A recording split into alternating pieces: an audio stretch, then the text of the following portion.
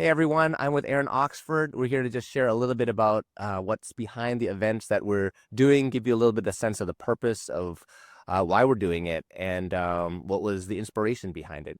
Our event is called Practicing Presence in an Outcome-Driven World, and this is on October 23rd, but October 22nd is Story Day, accessibility, nurturing access and equity. This is the fourth story event that's happened. And so there's this wonderful momentum, I think, to what's going on. It seems to resonate with people that we all have a story, and that story is a really good way to communicate together across difference, which doesn't always happen these days in our ever polarized world. That's right. And so, yeah, we're gathering around that. And a lot of the feedback from Story Day every year has been an interest in possibly doing even more. And so we thought it would be a great way to collaborate actually with Jesse and what's happening with this urban forum, rather than try to do something on our own again, do something in collaboration, not in competition. Yes, and I would lose if I was against Aaron anyways. So what I've been a part of Story Day for the many years that it has been. It's an amazing opportunity to get into the narratives, and because the narratives is very accessible, right, for everyone to enter into and to hear. Um, and so this is a great compliment. I'm at Tyndale, assistant professor there, and I focus my courses a lot on like radical hospitality and ministry in the margins. And so there is like an intellectual understanding of that, philosophical, and understanding the theological assumptions behind the practice.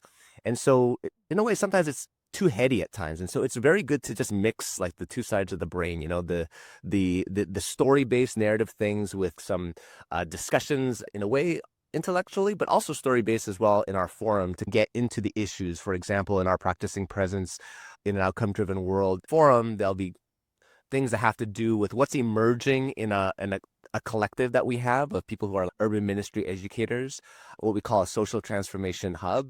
And over the past year, we've been like conversing with different people who are educating in the Toronto landscape.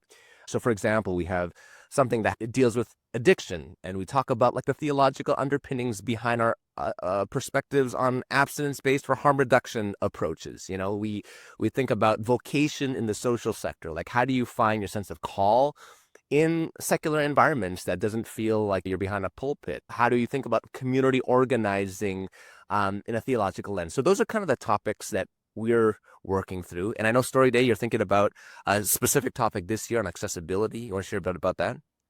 Yeah, again, this theme was came about because of feedback from previous story days. And so we were hearing from people that there was this deep interest in understanding more about accessibility in all of the ways that we need that to happen.